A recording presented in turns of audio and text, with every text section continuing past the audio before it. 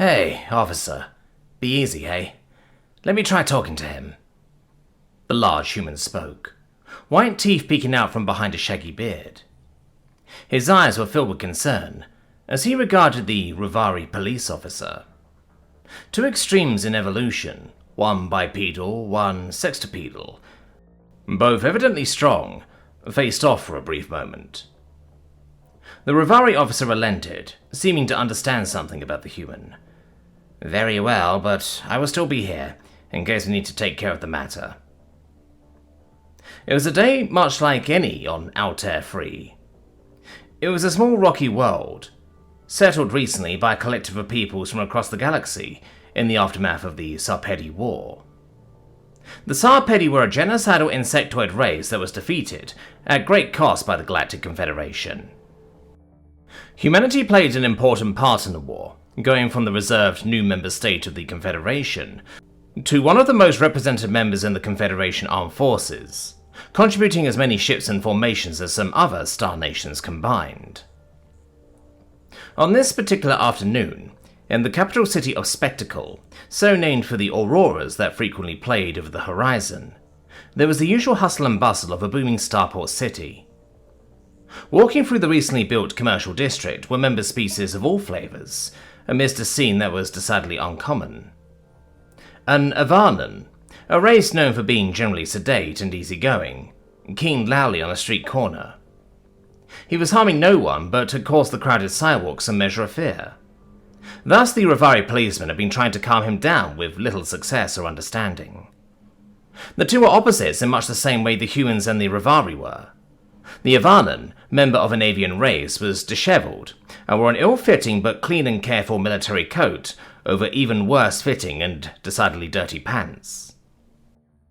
The Rivari, resembling nothing so much as an overgrown crab, wore an immaculate harness with his badge of office. He stayed to the side, crab-like arms folded across his front, allowing the very tall human access. The human approached the smaller Avanan and nodded, seeming to make a show of looking him over. Hey, buddy. Looks like we might have some things in common. He paused, looking at the well-worn field coat covering the Avanan's upper torso. He let out a low whistle. Think we might have a few things in common. 36th Strike Talon? He asked, as the raptor-like male tensed and straightened up. Yeah, you dudes were at Aldafar 4. Well, I suppose you guys called it Feathersweet 4. So was I. Name's Adler. Anthony Adler, or Double A if you prefer. I was with the 75th Drop Ranger Regiment there too. He let that last hang in the air, as if there was some knowing conspiracy between the two. The Avanan stopped keening and stared up at Adler, and said nothing.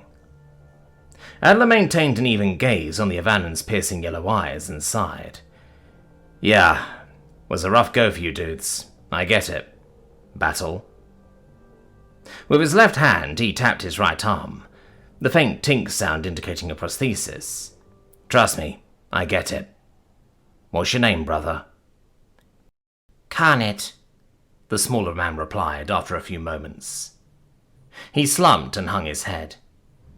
How'd you do it? How'd you forget what we saw? How'd you go about life?